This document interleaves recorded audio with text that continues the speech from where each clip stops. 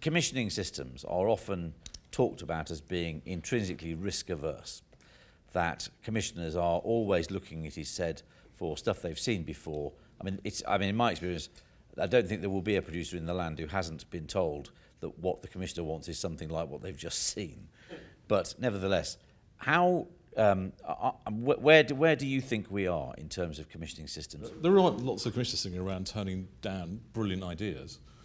There are good commissioners who tend to stay in the job, and there are bad commissioners who tend to have to put up for a period of time, and then they're out of the job. But they're not there sitting around turning around really terrible ideas. Most of the people you talk to say they don't get enough brilliant ideas because it's difficult, particularly as the industry really matures, to find that breakthrough show in any genre because so much has been done. What do you make of what Kevin Spacey said at Edinburgh, which was essentially the best way you get the best out of creatives by just leaving them alone? Yeah, he says, well, they didn't rely on focus groups, but they relied on their data. He said that. They looked at their data. Their data told them, whatever this data is, that House of Cards with Kevin Spacey would be a success. Well, how difficult was that?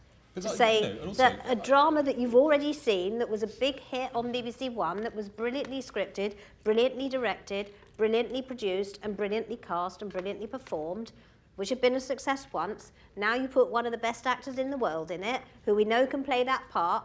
That's not risk-taking. True, we didn't talk about British television, but is there anything in the notion that there is a kind of tyranny of ratings, that as commissioning has become, if you like, more professional in the last couple of decades, where ratings are plainly key to commercial broadcasters, that's their revenue, it's key to the BBC because that's its legitimacy. There's ratings focus is, well... Ratings focus means you are thinking about the viewer, who is your consumer, who pays for your content.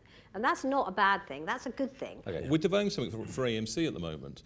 That process is far more rigorous and far more lengthy and far more challenging to the creative, the writer, than any process in this country. And this is the home of The Killing and Mad Men and The Walking Dead, the go-to place that was a movie channel 5 years ago, just playing repeats. You have to eventually kind of earn the right, I suppose, to be that person whose instinct is trusted, whose judgment is trusted. This idea is that creative people don't want to know what real people think, and there's managers who are, kowtowed by that and can't take a decision without there being a focus group.